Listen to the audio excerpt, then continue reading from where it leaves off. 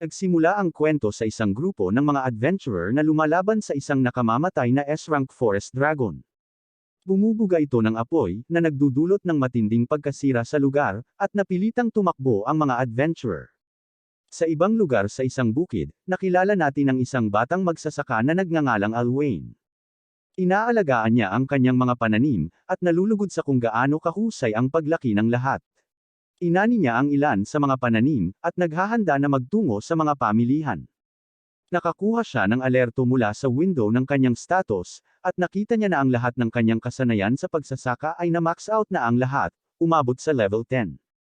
Kasama niya ang kanyang kaibigan, ang mangingisda na si Testa, na namangha sa kanyang tagumpay. Naiinggit pa nga si Testa na si Al ay may level 10 pang fishing skill, gayong siya raw ang mangingisda. Sa pagkakaroon ng maximum na lahat ng kanyang mga kasanayan sa pagsasaka, si Al ay biglang nakakuha ng isang espesyal na opsyon upang pagsamahin at i-evolve ang kanyang mga kasanayan.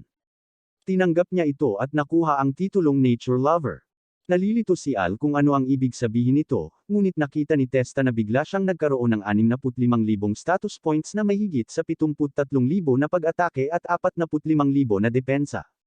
Nagulat sila, ngunit naalala ni Al na kailangan niyang pumunta sa palengke. Pumunta si Al sa Royal Capital para ibenta ang kanyang mga pananim. Sa daan, nakita niya ang dragon na umaatake sa mga adventurer. Wala silang laban, at tumawag para umatras. Nagpasya si Al na tumulong, at naghagis ng carrot na umaasang makaabala sa dragon. Ngunit ang carrot ay tumama at ang dragon ay sumabog sa isang atake. Naiwang gulat na gulat ang mga adventurer sa nangyari, at nagulat din si Al sa kanyang bagong lakas. Siya ay mabilis na tumungo sa kanyang pupuntahan, at nakikita lamang ng mga adventurer ang kanyang bakas. Nakarating si Al sa Royal Capital Midges. Pero habang nasa gate siya, may isang babaeng kinikidnap. Dumating ang nakahod na lalaki, ngunit tumalon si Al at iniligtas ang babae. Inatake ng lalaking nakahod si Al gamit ang isang kutsilyo, ngunit madaling dinasarmahan at natalo ni Al. Ang lalaki ay inaresto at ang babae ay nagpasalamat sa kanya sa pagligtas sa kanya. Nakarinig sila ng bell at mabilis na tumakbo si Al, ayaw malate. Tinanong ng batang babae ang kanyang pangalan, ngunit mabilis na umalis si Al. Nakarating siya sa palengke at inihahatid ang kanyang mga pananim. Habang papaalis siya sa lungsod, hinarang siya ng mga gwardya. Iniisip ni Al na maaaring may problema siya ngunit lumitaw ang babaeng niligtas niya, at ipinakilala ang sarili bilang si Phallus, ang prinsesa ng kabisera. Kinakabahan si Al na nakikipag-usap sa prinsesa, ngunit inutusan niya itong tretuhin lamang siya ng normal na mamamayan. Tinanong niya kung handa siyang maglingkod sa maharlikang pamilya. Sinasabi niya na hindi, ngunit sa kanyang isip lamang. Sa halip ay maingat niyang sinusubukang tumanggi, sinasabing hindi niya kayang hawakan ang responsibilidad. Sinubukan niyang umalis, ngunit nahuli siya ni Phallus. Sinabi niya sa kanya na babayaran nila siya ng maayos, ngunit sinabi ni Al na interesado lamang siya sa pagiging isang magsasaka. Nang marinig ito, nag-aalok si Phallus na bigyan siya ng isang malaking field malapit sa kabisera, iyon ay higit sa 33,000 square meters. Tinanong ni Al kung bakit handa siyang magbigay ng ganun para lang ma-recruit siya. Sinabi niya sa kanya na ito ay dahil madali niyang natalo ang lalaking nakahod, na may lakas na higit sa 500. Tinanong ni Al kung ano ang average na lakas, at ipinaliwanag ni Phallus na ang karaniwang tao ay may lakas na higit kumulang 50, ang mga adventurer ay nasa 130, ang knights ay hanggang 600, at ang maalamat na bayani ay may 1,000. Hiniling ni Phallus na makita ang kanyang status, ngunit alam ni Al na hindi niya dapat ito maipakita sa kanya. Bumalik ang mga adventurer, at nagulat na ang dragon sa kagubatan ay natalo.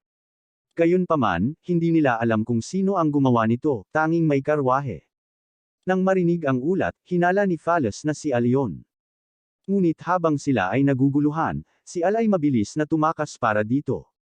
Sa kabila nito, nananatiling determinado si Phallus na i-recruit siya. Biglang sinabi ng isang gwardya kay Phallus na tinawag siya para bumalik sa palasyo. May isang ulat na isang malaking kayig ng mga halimaw ang papalapit sa kabisera. Lahat ng uri ng halimaw tulad ng mga orc, dragon, at golem. Galing sila sa Hellzone, na ikinagulat ng hari. Dahil ang pinuno ng Hellzone, ang Demon King, ay pinatay ng bayani at nakipagkasundo sila sa mga demonyo. Nakilala natin si Officer Cecil. Iminungkahi niya na hindi lahat ng demonyo ay masaya sa kasunduan sa kapayapaan, lalo na ang unang general ng Demon King na si Romeo Vanded. Naghinala siya na nalaman nilang pumanaw na ang bayani, at ngayon ay gustong maghiganti sa pagkamatay ng Demon King. Pinayuhan niya na umalis ang hari sa kabisera para sa kanyang kaligtasan. Ayaw ng hari na pabayaan ang kanyang mga tao, ngunit ang lahat ng kanyang mga sundalo ay nakikiusap sa kanya na mabuhay. Sa wakas ay nakauwi na rin si Al, hindi sinasadyang nasira ang kanyang pinto gamit ang kanyang bagong lakas. Siya ay pagod sa kanyang araw, at si Testa ay biglang kumakatok sa kanyang pintuan. Sinabi sa kanya ni Testa na kailangan nilang lumikas dahil malapit ang isang hukbo ng mga halimaw. Biglang naisip ni Al ang kanyang mga pananim at nagmamadaling pumunta sa kanyang bukid. Nakahinga siya nang maluwag nang makitang okay pa ang kanyang mga pananim. Dumaan ang hukbo ng mga halimaw, at napagtanto ni Al na dumiretso sila sa kabisera. Ayaw niyang makisali, dahil isa lang siyang magsasaka, ngunit napagtanto niya na kapag bumagsak ang kapital, wala siyang mapagtitindaan ng kanyang mga pananim. Samantala, ang hari at prinsesa ay nakatakas mula sa kabisera, ngunit sila ay dumating sa isang dead end. Ang hari ay biglang inatake ng isang sabog ng enerhiya. Nagbago si Cecil, at ipinahayag na siya talaga ang Demon General na si Romeo. Niloloko na niya sila sa simula pa lang. Inihayag niya ang kanyang plano na magpanggap bilang hari gamit ang kanyang transformation magic, at pamunuan ang kaharian ng hindi nalalaman ng mga tao. Ngunit kailangan muna niyang patayin ang hari. Siya ay umaatake gamit ang kanyang dark magic, ngunit ang hari ay lumikha ng isang barrier.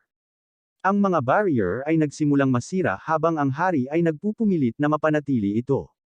Tumutulong si Phalos na palakasin ang mga barrier, ngunit nagpakawala si Romeo ng pangalawang pag-atake. Nasira ang mga barrier, at hindi na mapanatili ng hari ang barrier. Sa kanyang sarili, hindi makakapagtanggol si Phalos laban sa pag-atake, at ang iba pang mga barrier ay nawasak.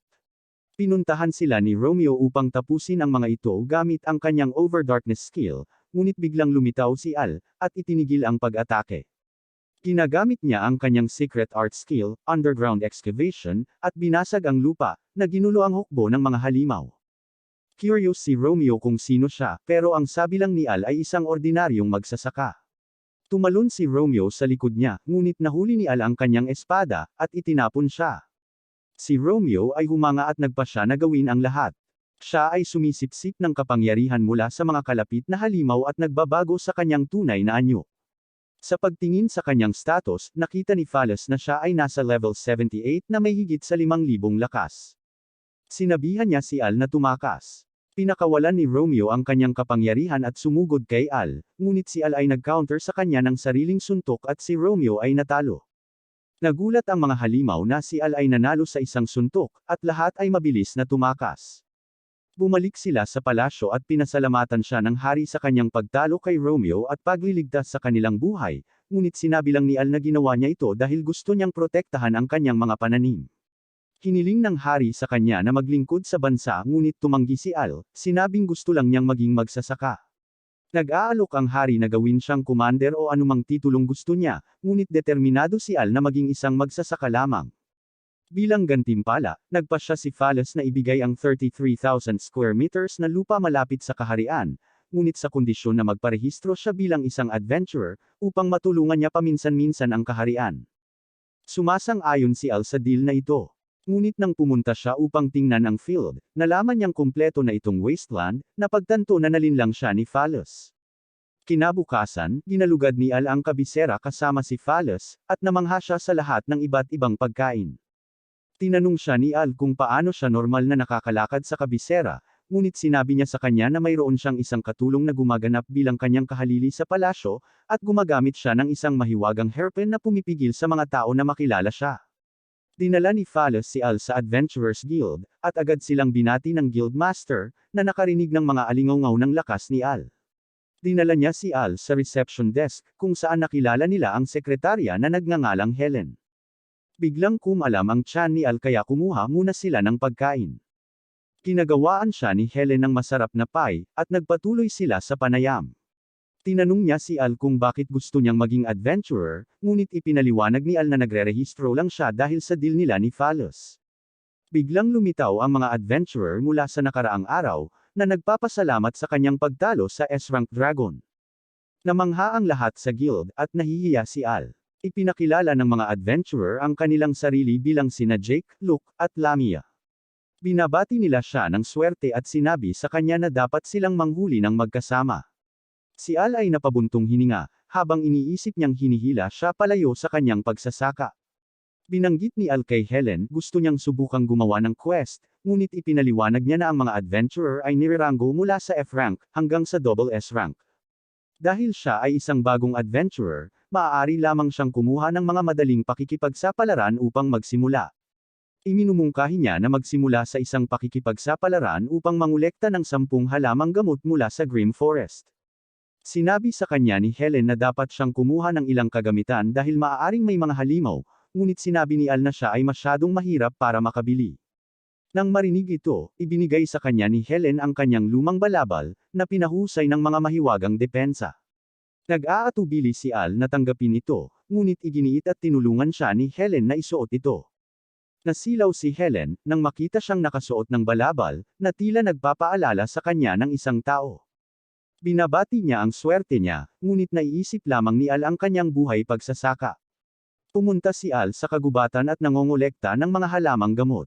Habang siya ay nangongolekta, siya ay nakatagpo ng isang kakaibang black scale. Nagtataka siya kung anong halimaw ang maaaring naghulog nito, ngunit biglang nilapitan ng isang babaeng orc. Sumugod ito sa kanya, gustong magpalahi sa kanya, ngunit lumitaw si Jake at iniligtas siya. Ang orc ay natalo, at pinasalamatan siya ni Al sa kanyang tulong. Nagtatanong siya kung mas alam nila ang black scale.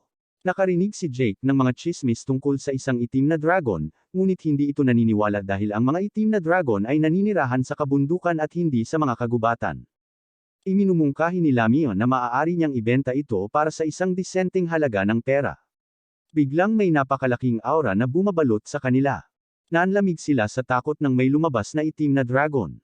Ang dragon ay natatakpan ng kadiliman at lumakad sa kanila. Takot na takot si Al, ngunit nagawa niyang tingnan ang stats nito para lamang mabigla sa napakalaking istatistika nito.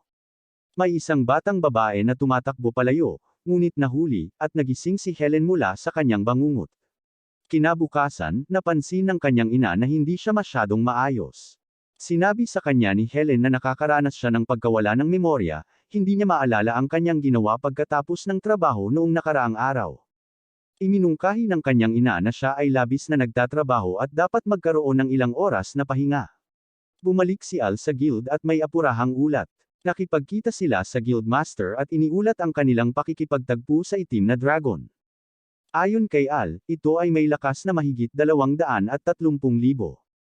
Sa paghusga sa hitsura nito, pinaghihinalaan nila na ito ay ang evil dragon, ang Ouroboros. Laking gulat nila nang marinig ito, lalo na si Helen. Ipinakita sa kanila ni Al ang kaliskis na nakita niya, at si Helen ay natakot nang makita ito. May alaala siya sa kanyang kapatid na tumakas at pinatay ng dragon, ito ay sobra para sa kanya, at siya ay nahimatay. Naghintay si Al, nag-aalala tungkol kay Helen, ngunit sinabi sa kanya ng kanyang ina na magiging okay siya. Nakilala niya ang balabal na suot ni Al, at ipinaliwanag niya na siya talaga ang foster mother ni Helen. 15 taon na ang nakalilipas ay natagpuan niya si Helen sa tabi ng lawa na may balabal. Naalala niya ang kanyang pangalan, ngunit nawala ang lahat ng iba pa niyang alaala. Naghihinala siyang maaaring may koneksyon si Helen kay Ouroboros. Nang marinig ito, determinado si Al na tumulong. Tumungo siya sa library upang matuto pa, ngunit nabigo siyang makahanap ng anumang mga pahiwatig. Nagpasya siyang tingnan ang mga ulat mula 15 taon na ang nakakaraan, noong unang natagpuan si Helen. Gayunpaman, sinabi sa kanya ng librarian na ang mga ulat na iyon ay pinaghihigpitan, at hindi siya sapat na mataas ang ranggo upang ma-access ang mga ito. Sinubukan ni Al na magmakaawa, ngunit tinalikuran siya nito. Biglang sumulpat si Phallus na ikinagulat ng librarian. Ginagamit niya ang kanyang posisyon bilang prinsesa para tulungan si Al na makakuha ng access sa mga talaan. Dinala sila sa restricted area, at tinitingnan nila ang mga record ng pinsala para sa nayon kung saan natagpuan si Helen. Nalaman ni Al na 15 taon na ang nakalilipas, ang Hanaru Village ay ganap na nawasak, at may mga itim na kaliskis na natagpuan din doon. Gayunpaman, ang insidenteng ito ay tinakpan, dahil ang evil dragon ay dapat napatay na, ngunit kung ito ay nabuhay muli, nangangahulugan ito na ang buong mundo ay nasa panganib. Kinabukasan, tumungo ang dalawa sa Hanaru Village para tingnan ito. Natagpuan nila ito sa isang ganap na nawasak na estado. Habang nag-i-explore sila, biglang may narinig si Al na boses. Sinundan niya ang tinig at dumating sila sa isang libingan, at lumitaw ang isang batang lalaki, nakasuot ng parehong balabal. Nalilito si Phallus kung sino ang kausap ni Al, dahil hindi niya ito nakikita o naririnig. Napagtanto ni Al na isa siyang multo, at ipinakilala ng bata ang kanyang sarili bilang si Lei. Ang bata ay natutuwa na makahanap ng isang tao na sa wakas ay makakakita sa kanya, at napansin na si Al ay nakasuot ng parehong balabal na gaya niya. Binanggit ni Al kung paano niya ito nakuha kay Helen, at natutuwa si Lei na marinig din siya, na inihayag na siya ay kanyang kapatid. Binanggit niya kung paano ang balabal ay regalo mula sa kanyang ama, at mahiwagang enchanted. Isinuot ni Al ang balabal kay Phallus dahilan para matarante siya sa pamumula, sa sobrang lapit kay Al. Gayunpaman, hinahayaan niyang makita niya si Lei, at nabigla siya sa kanyang makamulto na hitsura. Patuloy na ipinaliwanag ni Lei na si Helen ang tanging nakaligtas sa nayon, at sinabing nasa panganib siya. May flashback sa 15 years ago. Tinawag ni Helen si Lei para sa tanghalian habang siya ay nagsasanay gamit ang isang espada, ngunit napatid at nahulog. Nag-aalala si Helen para sa kanya, ngunit nais ni Lei na maging isang mandirigma. Biglang pumasok ang maitim na ulap, at umuulan ng apoy mula sa langit. Nagmamadali silang bumalik sa nayon, at nakita nila itong nasusunog at nawasak. Lumapag ang itim na dragon, naglalabas ng nakakatakot na dagandong. Isang batang lalaki ang tumayo at binato ito ng bato. Ang dragon ay nakakapagsalita, at nakakapanghinayang na ang bata ay maaaring tumayo sa kanya. Kinakain ng dragon ang kanilang takot, at sinisira ang sinumang may pag-asa. Ibinuka nito ang kanyang bibig, nag-iipon ng madilim na enerhiya habang ang bata ay natakot. Nagmamasid sina Helen at Lei mula sa malayo, ngunit alam nilang wala silang magagawa. Nagpasya sila na ang tanging pagpipilian nila ay tumakbo, kaya mabilis silang umalis sa nayon. Ngunit habang tumatakbo sila, lumilipad ang dragon sa itaas, at nahanap sila. Mabilis silang tumakbo sa kabilang direksyon, ngunit ang dragon ay lumilipad sa likod nila, humihinga ng apoy. Natutuwa ang dragon na makita silang tumatakbo sa takot. Napagod si Helen at natamba. Sinabi niya kay Lei na magpatuloy nang wala siya, at ang dragon ay dumapo sa likuran niya. Naghahanda ang dragon na lumunin ang kanyang kaluluwa, ngunit nataman ito sa mata, habang hinahagis ni Lei ang kanyang espada. Sinabihan niya si Helen na tumakbo, ngunit nahulog ang espada, at ang mata nito ay agad na muling nabuo. Ngunit ibinaling ng dragon ang atensyon kay Lei, nagpasya na kainin muna siya. Sinugod nito si Lei, at ibinaon sa kanya ang mga ngipin nito. Si Helen ay sumugod sa kanyang kapatid, at ang dragon ay nalulugod sa kanyang kawalan ng pag-asa habang ito ay nagpapalakas sa kanya. Nagpasya ang dragon na hayaang mabuhay si Helen, ngunit nanumpa na babalik pagkatapos ng 15 taon upang sirain muli ang kanyang tahanan, na nagdulot sa kanya ng higit pang emosyonal na pinsala, at pagkatapos ay kumakain sa kanyang kaluluwa. Nanumpa si Lei na protektahan si Helen kahit sa kamatayan, at nang marinig ito, nagpasya ang dragon na itali ang kanyang kaluluwa sa lugar, upang masaksihan niya ang kanyang malungkot na kapalaran. Pagkatapos nito, nawala ang dragon, at nawala si Lei. Sa kasalukuyan, ipinaliwanag ni Lei na ang dragon ay laging nag-iiwan ng isang nakaligtas, upang maipalaganap nila ang kwento at lumikha ng higit pang takot. At kapag nagising ito, hahabulin ito ang taong iyon at uulitin ang cycle. Nakiusap si Lei kay Al na tulungang protektahan si Helen, ngunit sinabi niya na ang dragon ay masyadong malakas. Ngunit binanggit ni Lei kung paano kinain lamang ng dragon ang kanyang kaluluwa nang siya ay nawalan ng pag-asa. Naniniwala siya na magagamit nila ang kapangyarihang kabaligtaran ng kawalan ng pag-asa para mabawasan ang kapangyarihan ng dragon. Hiniling ni Lei kay Al na tulungan siyang magpasa ng mensahe sa kanyang kapatid, at mabilis na umalis si Al, bitbit si Phallus habang tumatakbo siya. Sila ay nagmamadali dahil ngayon ay eksaktong 15 taon pagkatapos ng nakaraang pag-atake ng dragon. Napahiya si Phallus, dinadala na parang sako at hiniling na buhatin siya sa kanyang mga bisig. Pero sabi niya ito ang pinakamabilis na paraan ng pagtakbo na natutunan niya bilang isang magsasaka. Bumalik sila sa lungsod, at sa kabutihang palad ay hindi pa lumilitaw ang dragon. Tinawag ni Phallus si Al na isang halimaw, dahil sa pagtrato sa kanya sa ganoong paraan, ngunit nagulat din siya sa kanyang napakalawak na stamina. Magkahiwalay ang lakad ng dalawa, habang hinahanap ni Al si Helen, at inihahanda ni Phalos ang mga bantay. Bumalik sa guild, pinuntahan siya ng ina ni Helen, ngunit nalaman niyang nawawala siya sa kanyang silid.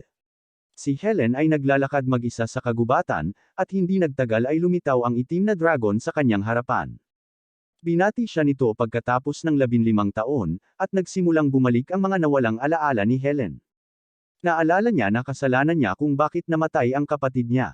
Ipinaalala ng dragon sa kanya kung paano nakatakas sana ang kanyang kapatid kung hindi dahil sa kanya. Sinasabi nito na dahil sa kanya, ang lahat ng mga tao sa lungsod ay malapit ng mamatay. Nakikiusap si Helen na huwag nitong salakayin ang lungsod, kahit na mag-alay ng sarili niyang buhay, ngunit walang intensyon ng dragon na buhayin ang sinuman. Nawalan ng pag-asa si Helen at naghahanda na wakasan ang kanyang buhay, ngunit dumating si Al sa kanya sa tamang oras at pinigilan siya. Natauhan si Helen, ngunit sinalakay ng dragon si Al, pinatalsik siya. Nakaligtas si Al, salamat sa proteksyon ng kanyang balabal. Nagulat ang dragon na maaaring makaligtas ang isang tao sa kanyang pag-atake, ngunit sinabi ni Al na hindi lang siya tao, isa siyang magsasaka. Sinabihan siya ni Helen na tumakas, ngunit sinuntok ni Al ang dragon, sinuntok ito sa kanyang mukha.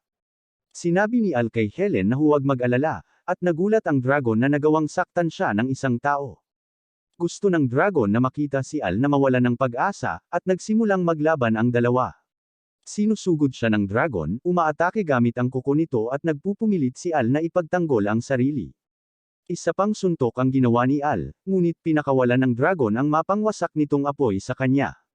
Tinalikuran si Al, at sinabihan siya ni Helen na iwan siya, ayaw nang may mamatay pang tao dahil sa kanya, ngunit sinabi sa kanya ni Al na hindi niya kasalanan. Ikinwento niya sa kanya kung paano niya nakilala ang kanyang kapatid. Alam ng kapatid niya na sisisihin niya ang sarili niya kapag nanambalik ang alaala niya, kaya sinabi niya kay Al na sabihin sa kanya na hindi niya sinisisi ang pagkamatay nito.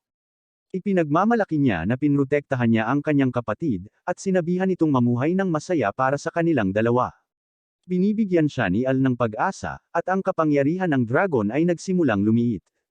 Ang dragon ay nagmumura kay Al at sumisid sa kanila, ngunit nagtagumpay si Al sa hamina na dragon, tinalo ito ng isang suntok. Sa wakas ay nakapagpahinga na rin si Al.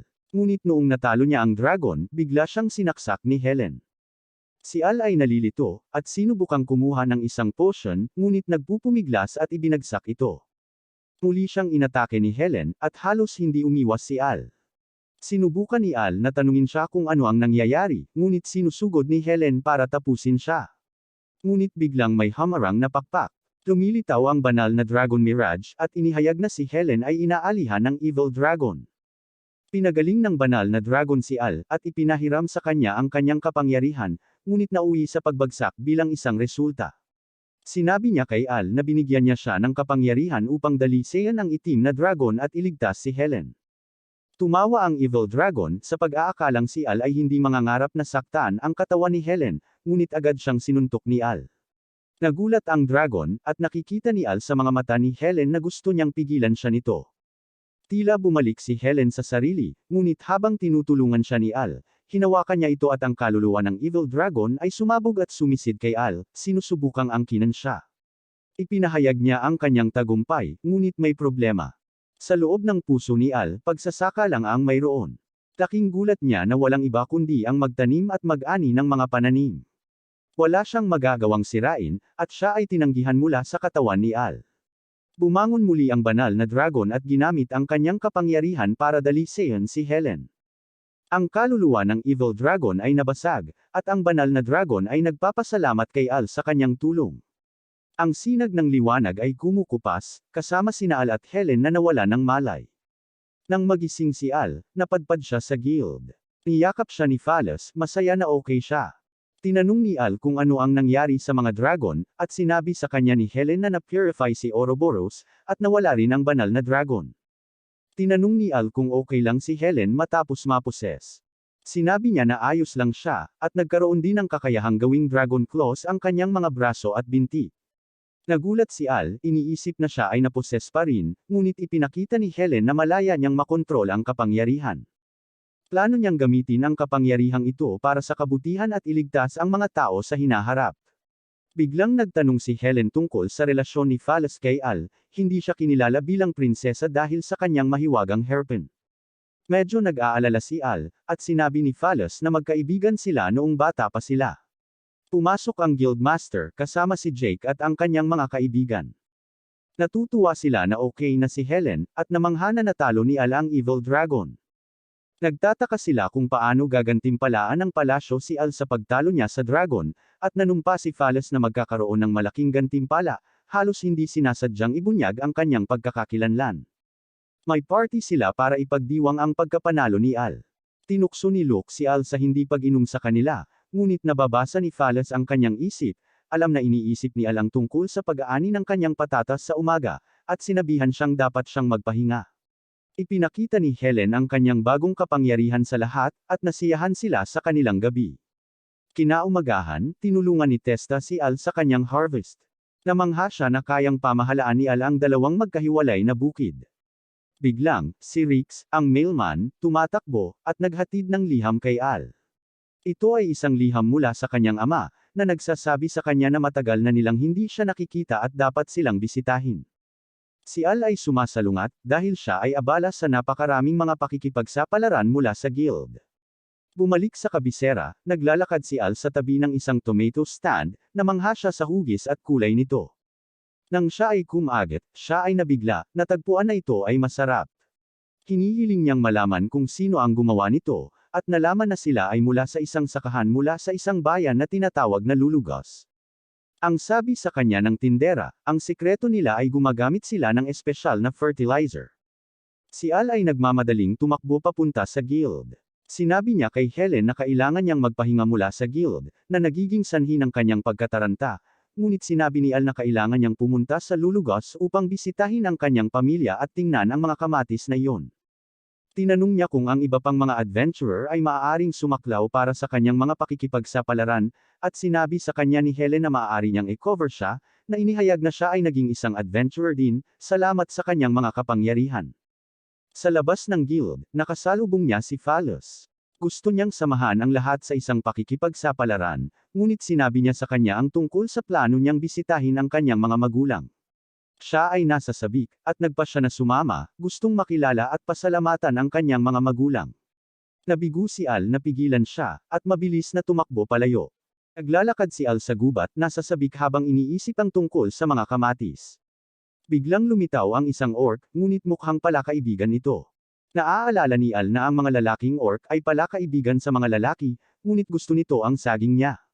Tinakbuhan ito ni Al, ngunit nahuli, at sinubukan ng orc na makasiping siya. Ngunit natalo ang orc, at nakilala ni Al ang isang batang babae na may asul na buhok. Natroma si Al mula sa engkwentro, at ipinaliwanag na ito ang pangalawang beses na inatake siya ng isang orc. Sinabi sa kanya ng batang babae na ang kagubatan ay mapanganib, ngunit sinabi sa kanya ni Al na siya ay isang adventurer din. Ipinakilala ng dalaga ang kanyang sarili bilang si Rory, at nalaman nilang pareho silang patungo sa Lulugos. Nagpasya silang maglakbay ng magkasama, ngunit nag-aalala si Al kung okay lang sa kanya na maglakbay kasama ang isang lalaki, dahil kakailanganin nilang magpalipas ng isang gabi sa gubat na magkasama.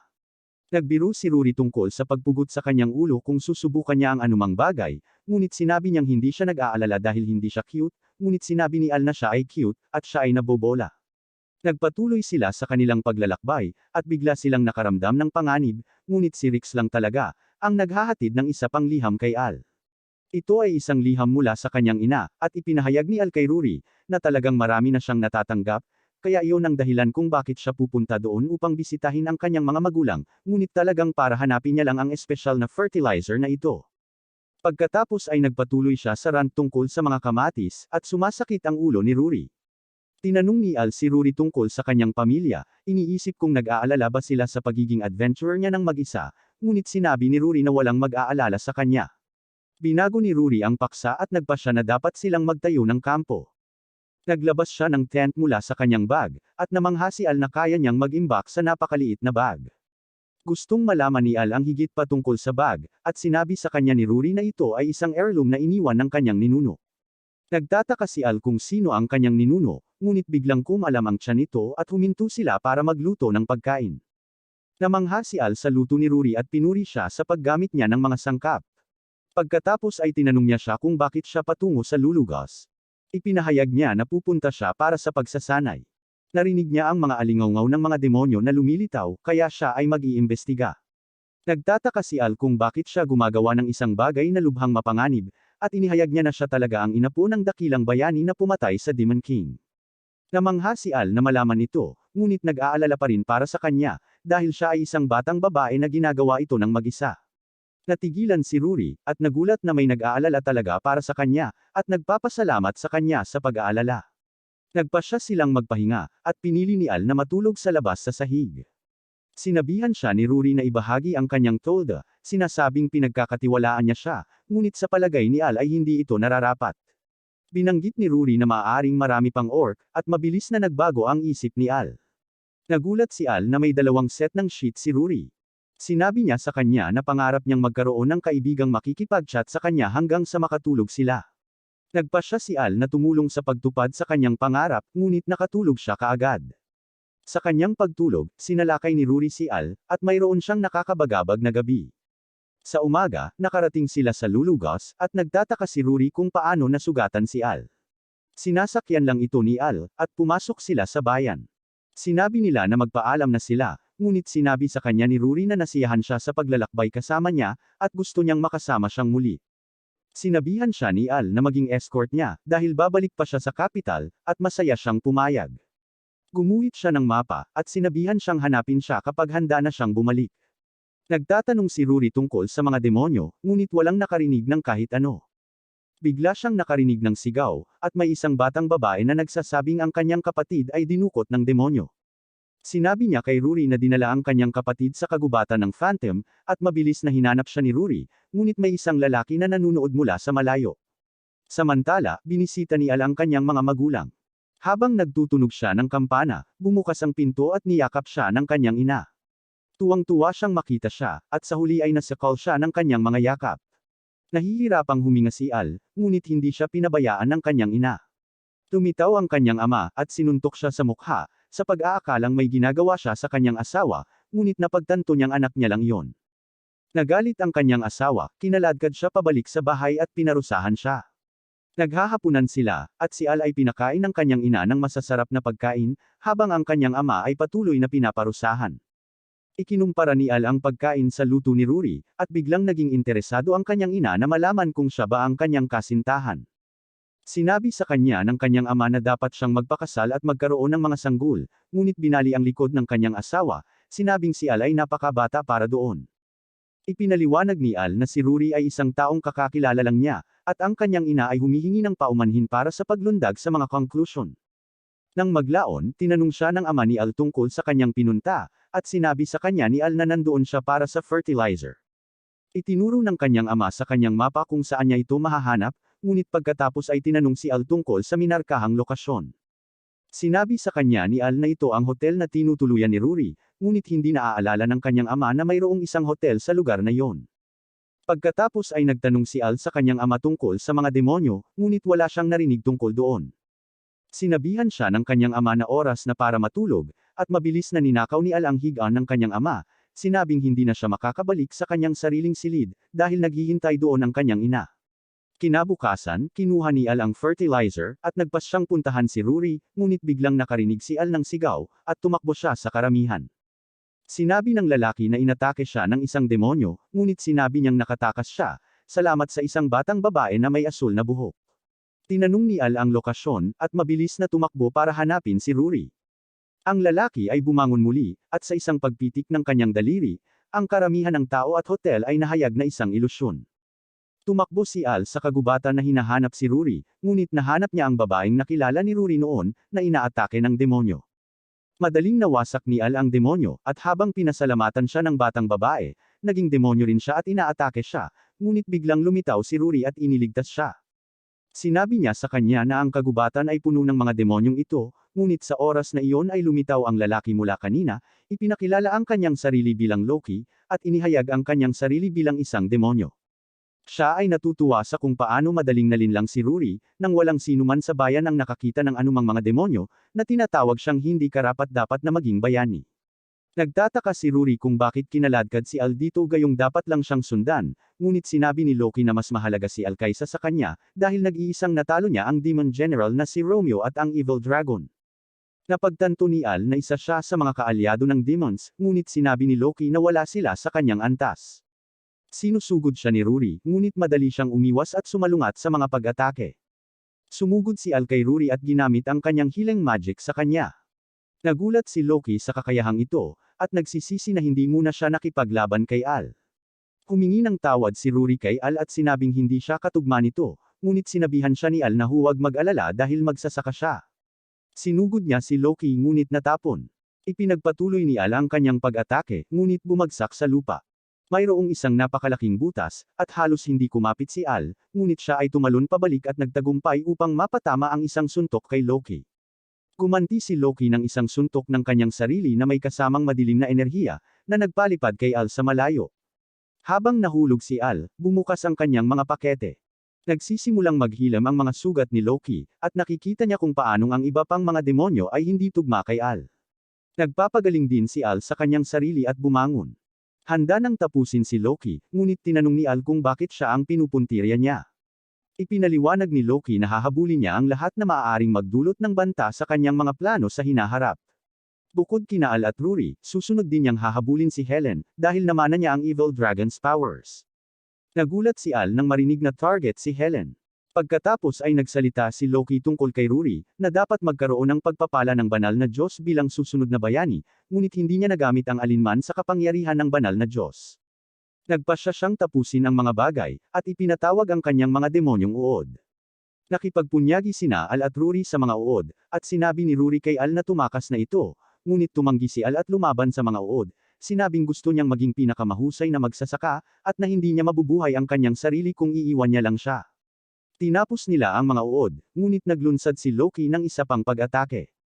Pinoprotektahan ni Al si Rory mula sa mahika, at nagkaroon ng malaking pagsabog.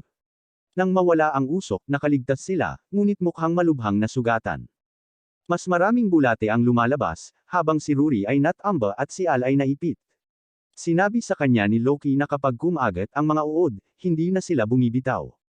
Pagkatapos ay bumaling siya kay Rory upang tapusin siya, at naalala niya ang paghikayat sa kanya ng kanyang mga magulang, sa kabila ng sinasabi ng iba na hindi siya maaaring maging bayani.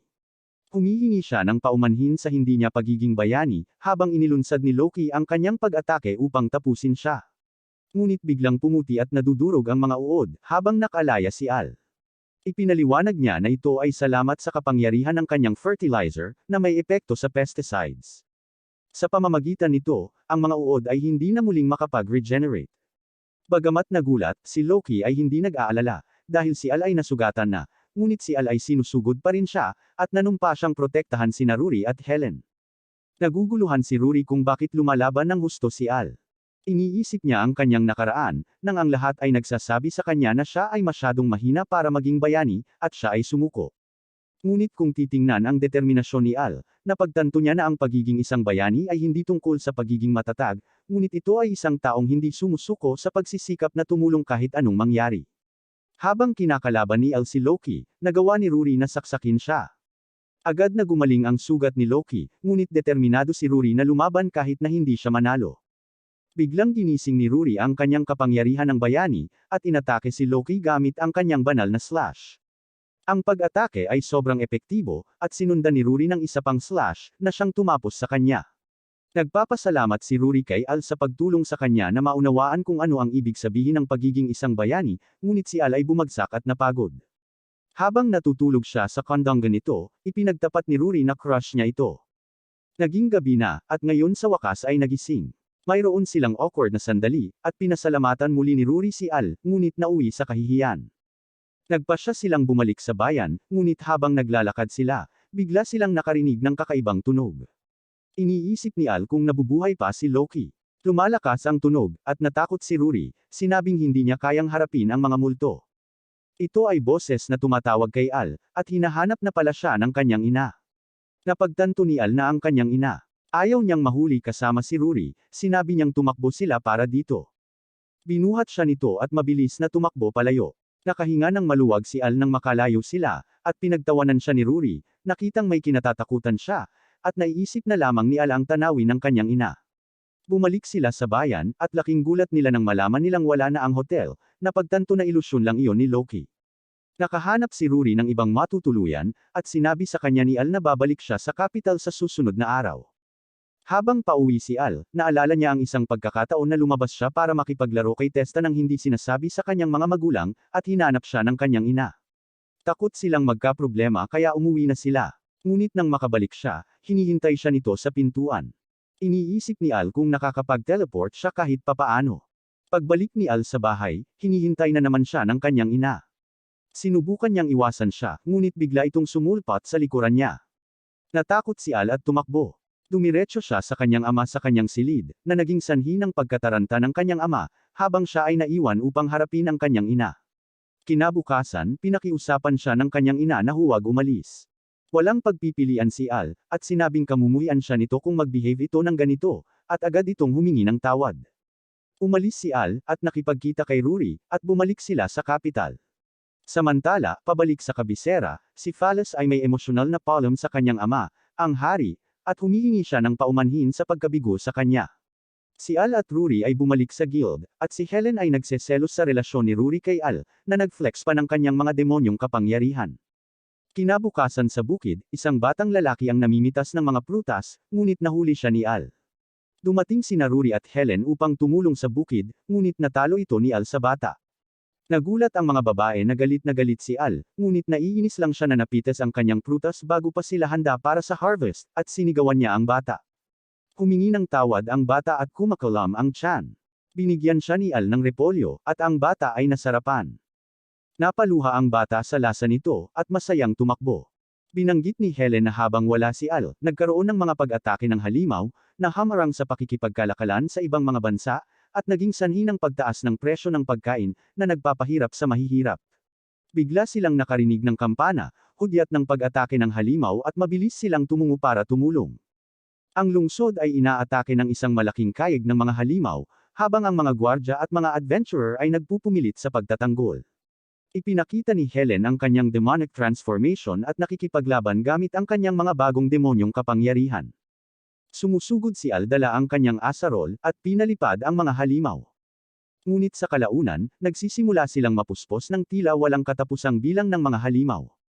Biglang dumating ang mga kabalyero mula sa kaharian ng Antesburg, na nagbabanta sa mga halimaw na umalis, o kung hindi ay haharapin ang galit ng kanilang banal na espada, ang Leviathan. Ang lahat ng mga halimaw ay bumalik at umatras, habang si Al ay nagulat na mayroong isang espada na maaaring magtaboy ng mga halimaw. Kinagabihan, pinakintab ni Al ang kanyang mapagkakatiwalaang asarol, at bumisita si Phallus upang magpaalam. Nalilito si Al kung ano ang ibig niyang sabihin, at sinabi niya sa kanya na hindi na siya babalik. Naputol ang kanilang pagkikita, dahil sinabihan siya ng kanyang kasambahay na oras na para umalis. Pinasalamatan niya siya sa lahat, at naiwan si Al na nalilito. Makalipas ang ilang araw, tumigil na sa pag-atake ang mga halimaw, at bumalik na sa normal ang mga bagay. Si Al ay binisita ng batang lalaki at ng kanyang ina. Humingi ng paumanhin ang ina para sa kanyang anak, at sinabi kay Al na kung kailangan niya ng mananahi, maaari niya itong bisitahin sa bayan. Natapos na silang bumili ng mas maraming gulay kay Al, at sa pag-alis nila, biglang nagulat si Al sa paglitaw ni Rix. Nakatanggap si Al ng isa pang liham mula sa kanyang ina, at binigyan din siya ni Rix ng kopya ng papel, na ikinagulat niya habang binabasa niya ito. Sa guild, tinitingnan din ni Helen at Rory ang papel. Nalaman nila na ikakasal si Phallus sa prinsipe ng Antesburg. Iniisip ni Helen kung ito ay isang kasal sa politika para magawa ng Antesburg na protektahan ang kanilang bansa. Nakikita ni Rory na kakaiba kung paano umatras ang mga halimaw mula sa mga kabalyero, dahil ang mga halimaw ay hindi dapat na maunawaan ang mga salita ng tao.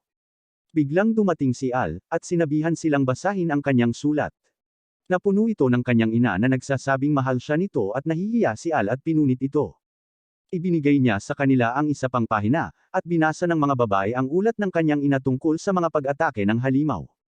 Narinig niya ang tungkol sa mga pag-atake, at gumawa ng sarili niyang pagsisiyasat upang matiyak na ligtas si Al, ngunit nalaman niya na ang banal na espada ng Antesburg ay isang regular na espada lamang na walang anumang espesyal na kapangyarihan.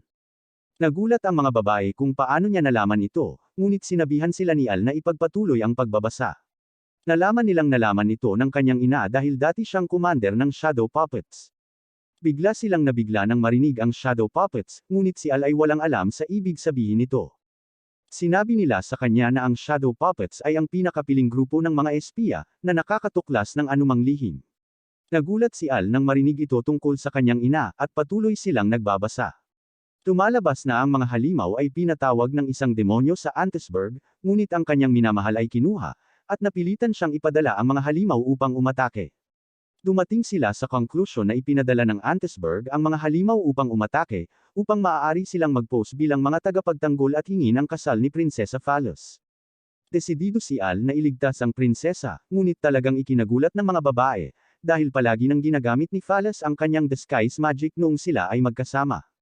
Mabilis na itinama ni Al ang kanyang sarili, na sinasabi na bilang mga mamamayan, tungkulin nilang iligtas ang prinsesa, at nagawang magpaniwala sa kanila. Sinabi sa kanya ni Helen na mahirap makapasok sa Antesburg, ngunit inihayag ni Al na kinuha niya si Rix bilang kanilang gabay. Samantala sa kaharian ng Antesburg, nakilala natin ang prinsipe, si Daedalus, habang nakikipagpulong siya sa iba't ibang mga pinuno na nais ang kanyang proteksyon mula sa mga pag-atake ng halimaw. Sinabi niya na marami lamang ang magagawa niya sa isang banal na espada, at lahat sila ay nagsisikap na mag-alok sa kanya ng mga pambihirang deal para sa kanyang proteksyon. Nang maglaon, tuwang-tuwa si Daedalus sa kung ano ang takbo ng kanyang plano, at inutusan ng demonyo, si Gazelle, na salakayin ang higit pang mga bansa. Gayunpaman, nais ni Gazelle na ihinto ang mga pag-atake, na ayaw na makita ang higit pa sa kanyang mga kasama na isinakripisyo. Ngunit binugbog siya ni Daedalus, at ipinaalala sa kanya na bihag niya ang kanyang kasintahan. Biglang pumasok si Phallus, at sinabi sa kanya na hindi niya kayang tretuin ng ganoon ang kanyang mga katulong.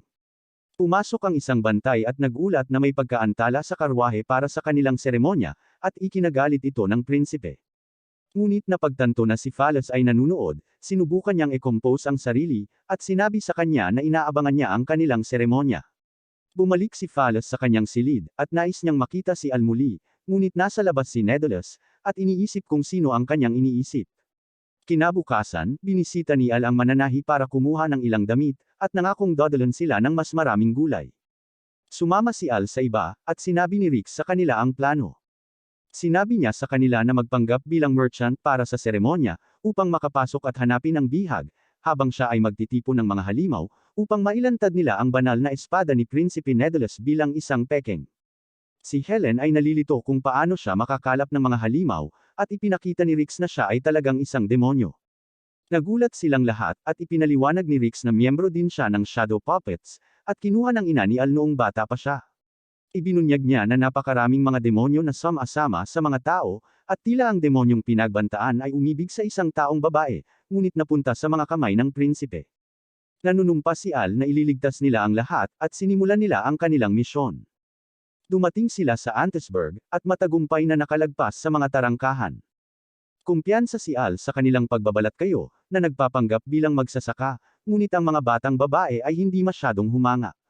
Pinag-usapan nila ang kanilang plano, na kung saan ay ang pagpuslit sa kastilyo at iligtas ang kasintahan ni Gazelle, at pagkatapos ay dalhin siya sa simbahan, para makuha nila si Gazelle na aminin na peke ang kapangyarihan ng banal na espada.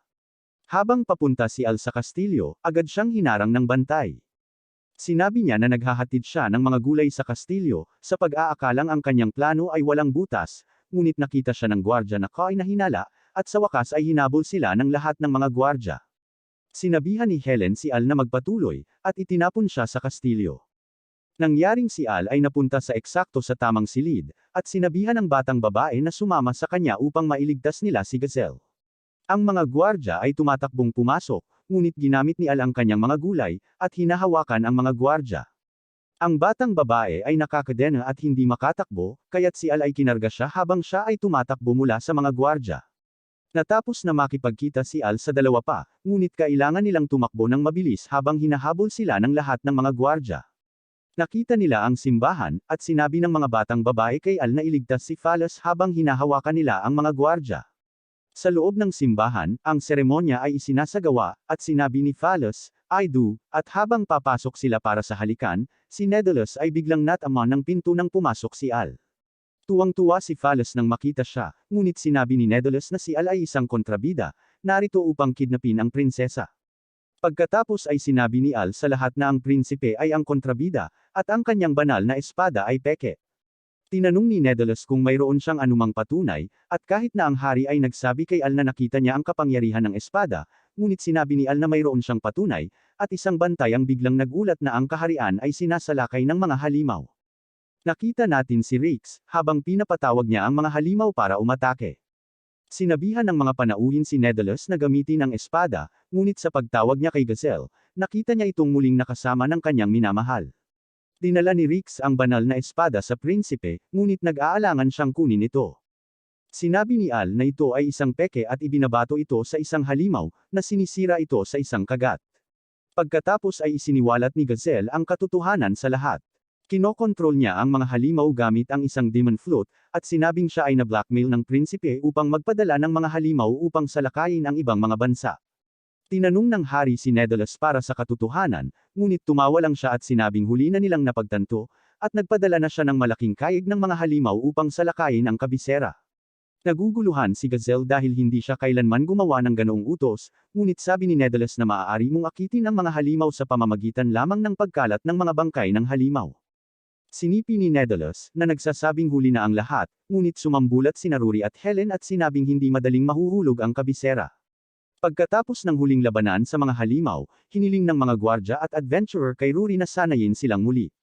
Nakikita natin sila habang nilalabanan nila ang mga halimaw. Umiiyak ang hari sa pasasalamat, at sinabi ni Al kay Phallus na hindi niya kailangang magpakasal. Nagmamadaling pumasok ang mga gwardya, at inutusan sila ni Nedeles na hulihin ang mga nanghihimasok, ngunit ibinaba nilang lahat ang kanilang mga sandata, at isiniwalat ni Rory at Helen na pumanig ang mga gwardya pagkatapos nilang ipaliwanag sa kanila ang masasamang gawa ng prinsipe. Nagalit si Nedeles, at sinusugod ang hari, ngunit napahinto siya ng isang labanos, at binugbog siya ni Al. Inalis si Nedeles, at tinalo ni Phallus si Al, na sinasabi sa kanya na mahal siya nito. Si Rory ay naguguluhan at nagseselos sa prinsesa. Sinubukan ni Al na sabihin na ang lahat ng ito ay hindi pagkakaunawaan, ngunit kahit na ang hari ay nagpapasalamat sa kanya, at tinatanggap siya sa pamilya. Nang umalis ang hari, hinarang siya ni Rix, na nag-abot sa kanya ng isang liham na nagpapatunay na si Nedeles ay isang sangla lamang para sa iba, at binalaan niya ang hari na mag-ingat.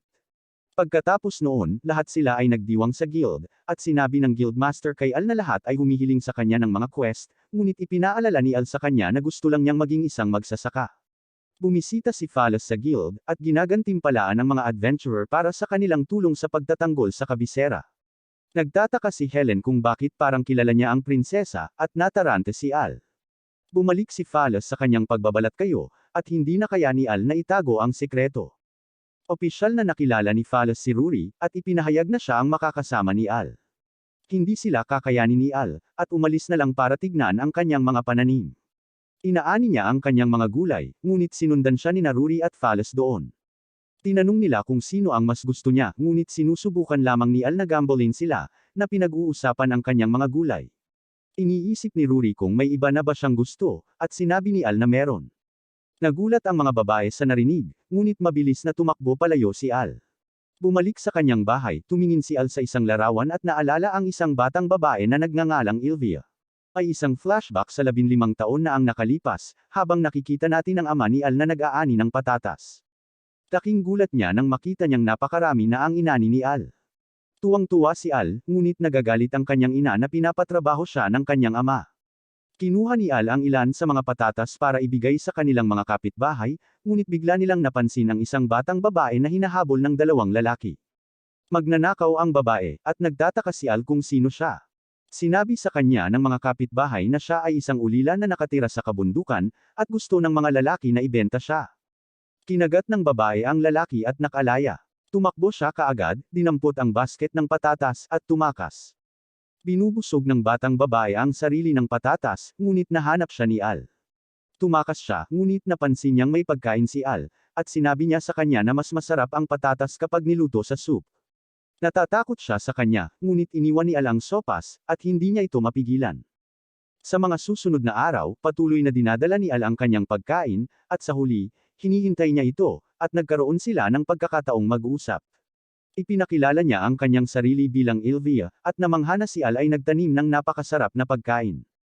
Biglang kumalam ang tiyan ni Al, at nag-alok siyang ibahagi ang sandwich, ngunit si Ilvia ay biglang nahuli ng dalawang lalaki, at naghanda silang ibenta siya.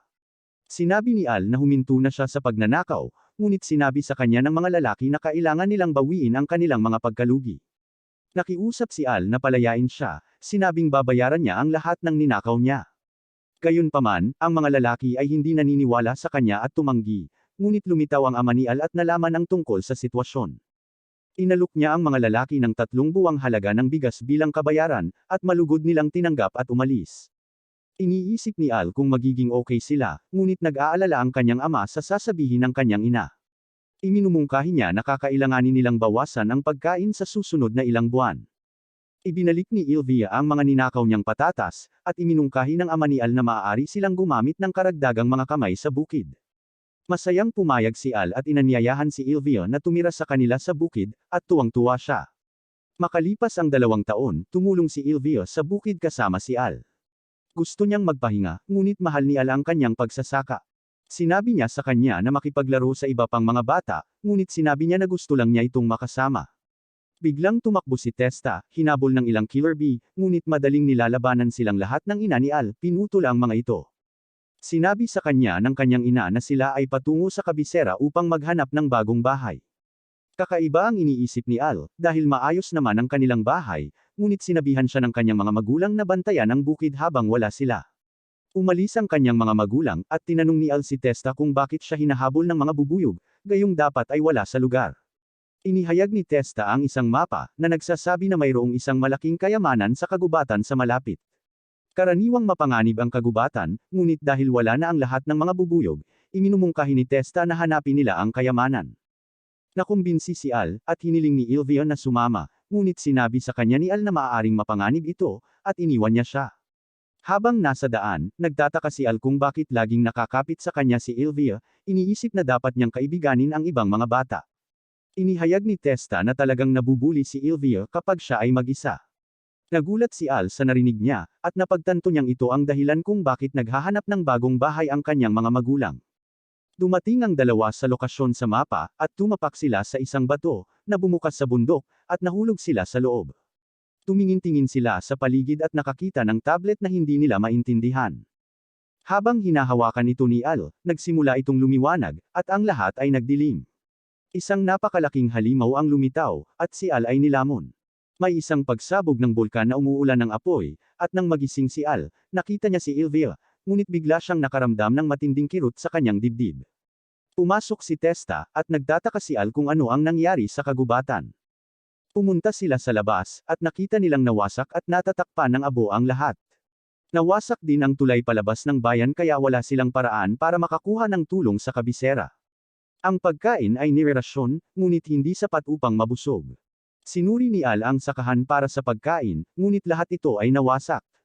Biglang naramdaman muli ni Al ang sakit, at bumagsak sa lupa, ngunit nag-aalala pa rin siya sa paghahanap ng pagkain para kay Ilvia. Nang maglaon ng gabing iyon, pumasok si Ilvia sa tolda ng elder upang magnakaw ng pagkain, ngunit naaalala niya si Al na nagmamakaawa para sa kanyang pangalawang pagkakataon, at sinabi sa kanya na gustong-gusto niyang makitang tinatangkilik ng mga tao ang kanyang mga gulay, kaya napigilan niya ang sarili. Kinabukasan, pinagsama-sama ni Ilvia ang kanilang pagkain, at ibinigay ang lahat kay Al. Nagtanong si Al kung bakit may mas maraming pagkain kaysa sa karaniwan, at nagsinungaling siya sa kanya, na sinasabi sa kanya na dumating ang tulong mula sa kapital. Natutuwa si Al, at sinabi ni Ilvia na hindi na siya makapaghintay na kainin ang pagkain na kanyang itatanim. Sa mga sumunod na araw, patuloy na namimigay si Ilvia ng kanyang pagkain, at kalaunan, hinimete siya habang iniisip siya. Nagtataka si Al kung saan nawala si Ilvia, at sumugod si Testa at sinabi kay Al na natagpuan nila ang bangkay ni Ilvia. Sinabi sa kanya ni Testa na siya ay nagugutom, ngunit si Al ay nalilito, iniisip na sila ay nakakuha ng tulong mula sa kapital. Sinabi sa kanya ni Testa na wala pa silang narinig mula sa kapital, at napagtanto ni Al kung ano ang ginawa ni Ilvia para sa kanya. Si Al ay umiiyak para sa kanya, at sinisisi ang kanyang sarili sa kanyang pagkamatay. Naaalala ni Al ang kanyang pangako na magtanim ng mga gulay para sa kanya, at bumalik siya sa trabaho. Bumalik sa kasalukuyan, isang araw, pagkatapos ng isang pagbaril sa isang dragon, nakita ni Al ang isang walang malay na batang babae na nakahandusay sa lupa, at sa wakas ay dinala niya ito pabalik sa kanyang bahay. Nang magising si Al, nakita niyang gising na ang babae, at tinanong niya kung paano siya nakarating dito, at iniisip kung kinidnap niya siya. Sinubukan ni Al na ipaliwanag na hindi siya kidnapper, at nag-alala lang siya nang matagpuan siya. Ipinaliwanag ng batang babae na papunta siya sa guild para mag-issue ng quest, at nag-aalok si Al na samahan siya. Ipinakilala ni Al ang kanyang sarili, at ipinahayag ng batang babae ang kanyang pangalan ay Linnea. Nang maglaon, bumisita si Rory, ngunit nakita niya si Linnea, at nataranta. Nang makita niyang suot niya ang damit ni Al, hindi naintindihan ni Rory, at tumakas na umiiyak, at tinawag siyang babaero. Napunta sila sa guild kung saan pinakinggan ni Helen ang kahilingan ni Linnea. Sinabi niya na may kakaibang nangyayari sa kanyang bayan, ngunit nahihirapan siyang ipaliwanag. Sa palagay ni Helen ay masyadong malabo ang kahilingan, ngunit tinanggap ni Al ang quest. Nang ihayag ni Linnea na siya ay mula sa bayan ng Gallia, nagulat si Al. Nasasabik siya dito, dahil kilala ang Gallia sa pagkakaroon ng pinakamahusay na asparagus sa mundo, at hindi na siya makapaghintay na pumunta doon. Naghahanda silang umalis, ngunit si Linnea ay nalilito habang si Al ay napakabait sa kanya. Sa palagay niya ay may lihim siyang motibo, dahil itinuro sa kanya ng kanyang ama na ang mga lalaki ay parang lobo. Sinisikap siya ni Al na tiyakin, at kahit na sa tingin niya ay medyo nakakahinala siya, nagpasya siyang magtiwala sa kanya. Samantala, si Rory ay nanunood at nagseselos. Sumakay sila papunta sa Gallia, ngunit sa daan, hinabol sila ng isang orc.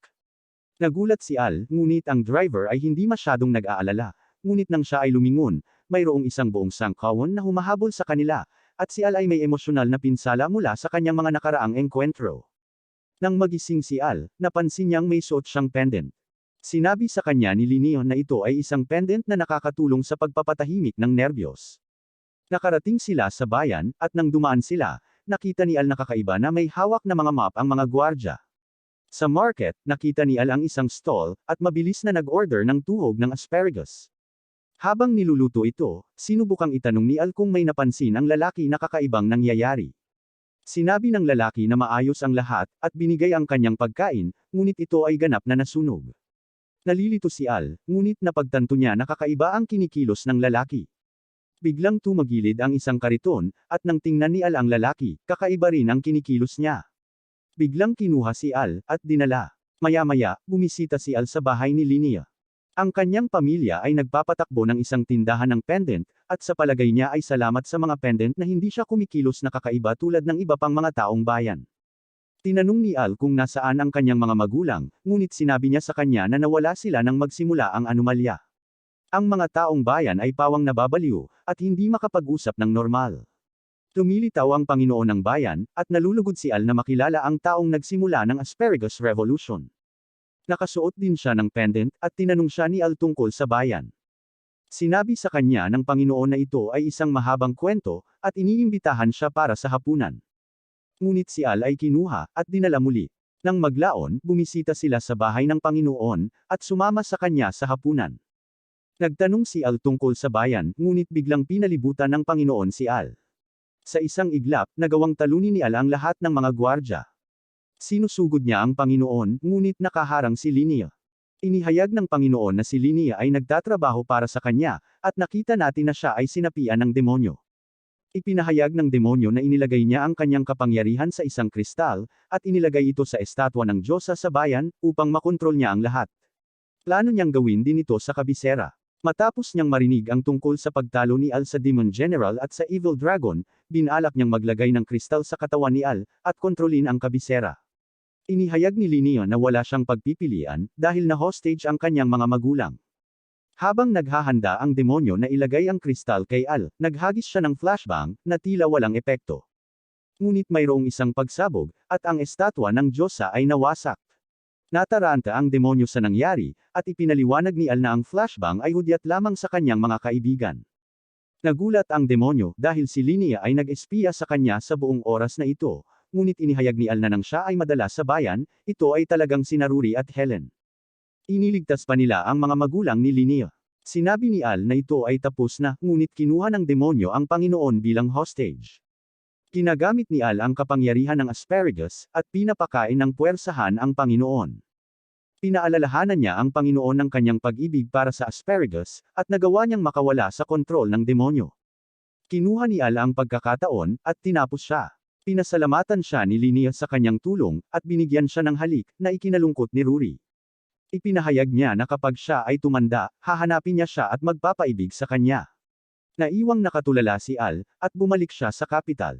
Pagkatapos nito, bumalik si Al sa pag-aalaga sa kanyang bukid, kasama si Rory, Helen, at Phalos, lahat ay tinutulungan siya. Napansin ni Phalos ang mga pendants na parehong nakuha ni Helen at Rory, at nagseselos. Gusto niyang umamin muli kay Al, ngunit pinaalalahanan siya ni Rory na gusto nilang bigyan ng espasyo si Al. Biglang narinig nilang sumisigaw si Al. Nalungkot siya nang makitang tumubo ang ilang mga damo sa kanyang mga pananim. Isa itong masamang damo na sumisipsip ng lahat ng sustansya mula sa mga nakapaligid na pananim. Siya ay nagagalit na malaman na napakarami ang lumago sa ilalim ng kanyang pagbabantay. Natuwa si Helen na ang mga damo ay mas malaking banta kaysa sa mga demonyong nakaharap niya. Pumunta sila sa lungsod upang magbenta ng kanilang mga gulay. Ang mga ito ay medyo sikat, at maging ang hari ay dumating sa disguise. Nagtataka ang hari kung kailan kukunin ni Al si Phalos bilang kanyang asawa, ngunit iniiwasan ni Al ang paksa. Sinabi ng hari sa kanya na bibigyan niya siya ng higit pang lupang sakahan, at mga bagong binuo na kasangkapan sa pagsasaka. Iniisip ni Al ang mga gamit, at hindi niya maiwasang maengganyo. Sinubukan siyang pigilan ni Rory, at binato siya ni Phalos ng patatas, ngunit nauwi ito sa pagpapatamba kay Al. Nakita ni Al ang isang angelic figure na sinusubukang kausapin siya, ngunit hindi nagtagal ay nagising siya. Ibinibenta nila ang lahat ng mga gulay, at si Al ay nakakuha ng masamang tingin, habang iniisip niyang sirain ang mga damo. Nakatagpo niya si Rix, at ipinakita ang herbicide na kanyang gagamitin para sirain ang mga damo. Bigla silang nakakita ng ilang lalaki, na kumukuha ng isang batang babae para ibenta. Tumapit si Al sa kanila, at madaling napabagsak ang dalawang lalaki. Ang ikatlong lalaki ay tumakas, at ang babae ay nahayag na isang demonyo. Natakot ang babae, ngunit kinilala siya ni Rix bilang si Urea, at ipinakita sa kanya na isa rin siyang demonyo. Inihayag ni Rix na si Urea ay anak ng Demon Lord. Humingi ng tulong si Urea para iligtas ang mga demonyo, at ibinunyag na biglang sinabi sa kanya ng kanyang attendant na si Wolfie na hindi siya ligtas. Pagkatapos ay binuksan niya ang isang portal, at pinaalis siya. Gusto niyang bumalik at iligtas ang mga demonyo, ngunit sinabi ni Rix na ang teritoryo ng demonyo ay nasa kabilang panig ng karagatan, at aabuti ng hindi bababa sa 3 araw sa isang bangka. Kinuha ni Al ang trabaho, at ibinibigay ang kanyang pesticide kay Rix, upang mapangalagaan niya ang kanyang mga pananim. Sinabi sa kanila ni Al na mayroon siyang mas mabilis na paraan upang makarating doon, at sa wakas ay bitbit niya ito habang tumatakbo siya sa tubig. Nagulat si Urea at sinabihan siyang huminto, ngunit sinabi ni Al na lulubog sila kapag tumigil siya. Nakarating sila sa teritoryo ng demonyo, at nagpapasalamat si Urea na mabilis silang nakarating doon. Biglang lumitaw si Wolfie, at nagsimulang umatake sa kanila. Napigilan ni Al ang pag-atake, ngunit patuloy na umaatake si Wolfie gamit ang kanyang mahika, at binaril pa niya si Urea. Nagawa ni Al na mapunta sa likod niya, at napabagsak siya. Naguguluhan si Urea kung bakit siya inaatake. Si Wolfie ay bumangon at muling nag-atake, ngunit biglang lumitaw ang ina ni Al at pinabagsak siya. Ibinunyag niya na narinig niya ito mula kay Rix, at dumating para tiyaking okay siya. Sabay silang tumungo, at dumating sa kastilyo ng demonyong Panginoon. Nalaman nilang patay na ang lahat ng gwardya, at nagtataka si Al kung ano ang nangyari. Iniisip ng kanyang ina na sila ay naging kontrolado upang labanan ang isa't isa, tulad ng kung paano lumitaw na kontrolado si Wolfie. Nagmamadaling pumasok si Urea sa silid ng trono, at natagpuan ang kanyang ama na nakahandusay sa lupa. Nakahanap si Al ng isang bantay na buhay pa, at ibinunyag niya na mayroong isang babae. Bigla niyang binalaan si Urea, habang sinusubukang salakayin siya ng ina ni Al, ngunit pinigilan siya ni Al. Masasabi ni Al na hindi niya ito ina, dahil sigurado na yayakapin siya ng kanyang tunay na ina nang mahigpit na madudurog ang kanyang mga buto sa sandaling makita siya. Namangha siya nang makita nito ang perpektong disguise nito. Bumalik siya sa kanyang tunay na anyo, at nabunyag na siya talaga si Ilvia.